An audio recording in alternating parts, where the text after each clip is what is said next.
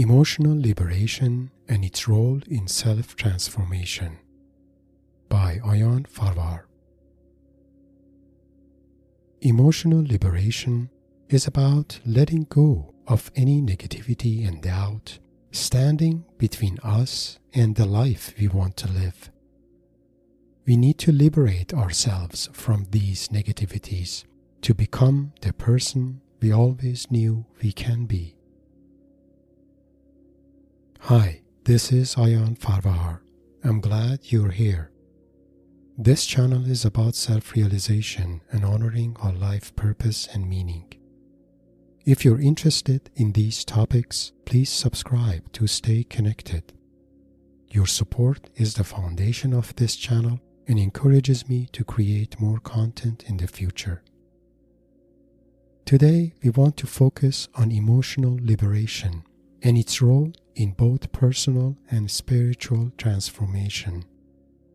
Emotional liberation, as defined here, is about letting go of all negative emotions or beliefs we have, including self-loathing views we have about ourselves and any negative views we hold against others. For example, we may have a sense of self-doubt or shame because of the way we look or behave, or things we do or don't do. But holding negative emotions is exhausting and drains our life energy, regardless of whom they are directed to, or whether or not they are justified. For example, being angry about something or someone is not a good feeling, irrespective of whether or not the anger is justified. That is how holding any form of negative emotion drains our life energy and closes our heart. Metaphorically, we can even think of our negative emotions as heavy rocks that we are carrying in our backpack in our road of life. We have picked up these heavy rocks gradually in the course of our life, starting from early age when we were easily affected by others and the environment around us. Maybe the time has arrived to reflect on these heavy rocks we've been carrying. Maybe it's time to let go of them, because the more we liberate ourselves from them and the negative energy they represent, the lighter and more optimistic we would feel about ourselves and life.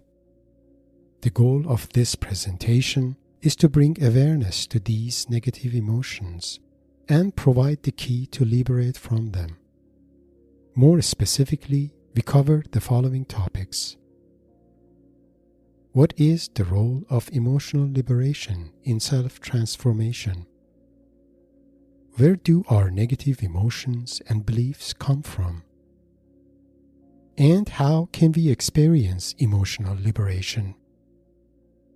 Let's go over these. What is the role of emotional liberation in self-transformation? Emotional liberation is an essential part of self-transformation. This is true for personal transformation, such as developing trust and confidence, and spiritual transformation. Any transformation requires full intention, devotion, and pledge to the process. But without liberation from negativity, such transformation won't be as complete or lasting. That makes emotional liberation a necessary part of transformation. Let's do a brief contemplation to see why that is the case. If you feel comfortable, take a moment to contemplate on something you wish you could change in you. For example, a personal quality you wish you had, or an aspiration you wish you could follow.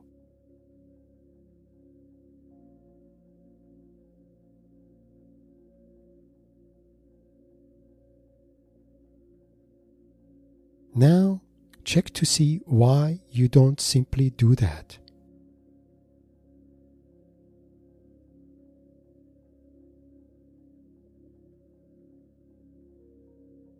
What emotion or belief is preventing you from embodying that personal quality or following your aspiration? Is what is blocking you a part of you that has doubt about your ability, or a part of you that is worrying about how things can go wrong?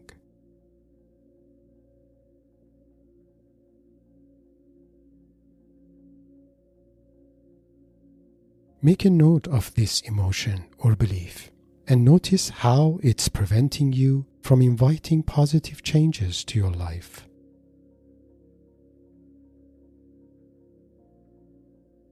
Contemplations like this are useful in noticing how some of our negative views are blocking our pursuit of ideals. Where do our negative emotions and beliefs come from? We humans have a native capacity to be playful, inspired, and optimistic. We can notice this capacity when watching children play, or sense that in ourselves when we are in nature and closer to the elements, for example, sitting by the fire or being on the top of a mountain. Unfortunately, we pick up negative emotions or beliefs about ourselves in the course of our life, separating us from our positive true nature. We accumulate these negative views starting from our childhood. To show how that is the case, let's do another contemplation.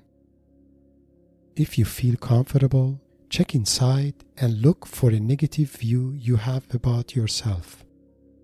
This could be a critical part of your personality that has doubts about your intelligence, your abilities, or something else you notice.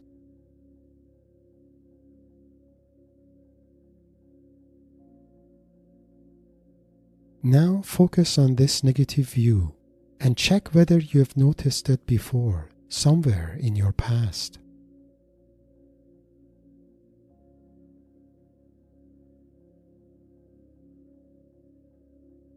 Check if you can remember when that was, and the circumstances that led you having this negative view about yourself.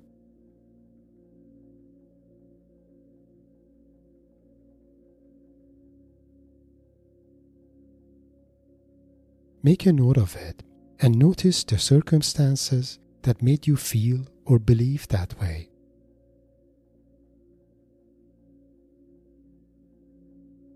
If you wish, repeat this contemplation for other negative views you have against yourself or toward others. Contemplations like this help us notice where our negative views come from. In almost all cases, these views are initiated when we were much younger or during difficult times in our life when we could not be at our best. Now, the more important question is whether these negative views are relevant to the person we have become or the person we want to be. We are certainly wiser and more experienced now compared to the past. So maybe holding on to our negative views is no longer fair or justified, and maybe the time has come to liberate ourselves from them. How can we experience emotional liberation? As mentioned, our negative views about ourselves go back to the difficult circumstances in our past. Unfortunately, simply letting go of these views is not as practical. For example, if I'm someone who is sensitive about what people say about me, I cannot simply let go of my sensitivity or decide not to be sensitive anymore. The only way I can liberate myself from this sensitivity is to understand why it's there in the first place. This understanding is the key to emotional liberation. Let me give an example to further clarify this. For example, if I was unfairly accused of doing something that my older sibling did when I was little, and subsequently was unfairly punished by my parents because of that, I may lose trust on people close to me because they did not believe me and abandoned me. And because I want this to never happen to me again, I grow up to become someone who gets angry when people don't believe me or accuse me of something. I become someone who is sensitive to what people say about me. You can see in this example how my sensitivity to what people say about me is linked to the event of that day in my childhood and how I was unfairly accused and punished by people around me. Ironically, in most cases, we don't realize such connections or even remember the details of such originating events.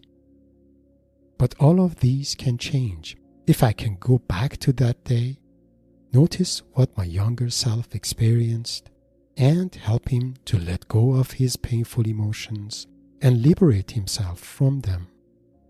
The negative emotions of that day can only be released if it is fully expressed by my younger self and acknowledged by me. This is the most important point in this presentation.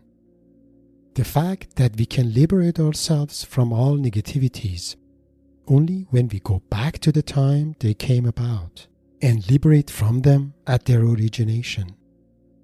Going back to the example I used here, through some inner works, I can go back to the day that I was unfairly accused by others, connect to my younger self, let him express how he felt back then, and help him let go of all those painful emotions. This leads to emotional liberation. In fact, psychological techniques such as hypnotherapy, Jungian psychology, and IFS are more effective because they focus on psycho-spiritual reflections on the past in search of redemption and understanding.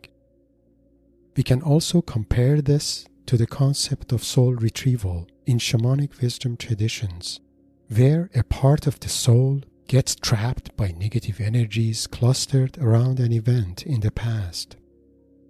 This is also known as soul loss because a part of the soul is separated and lost in those negative energies. If you're interested to know more about this subject, check out one of my older presentations called Soul Loss as the Spiritual View of Personality. I have provided a link to it in the description below. Please keep in mind that emotional liberation is an ongoing process because we are surrounded by negative energies of the current events in the external world.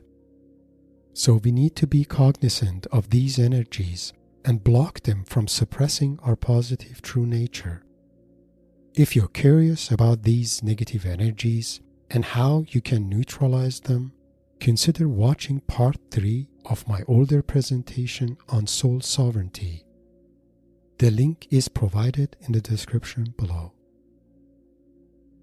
Closing remarks. In closing, I hope you have found the ideas presented here useful. The main takeaway here is for you to realize how your negative views about yourself or others can prevent you from becoming who you want to be or creating the life you deserve and want. Any form of negativity separates you from your true nature, which has tremendous capacity for love, curiosity, courage, and honor. I hope you reflect on this and consider finding and liberating yourself from any self-limiting negativity and doubt you notice in you. Trust your heart, stay true to your true nature and authenticity, and continue to transform yourself to whom you always knew you can be. If you have found this presentation inspiring, please like and share it with your like-minded friends. Please subscribe to my channel and share your thoughts and comments. For more information about myself and my life mentorship practice, please find my bio link in the description below. Blessings.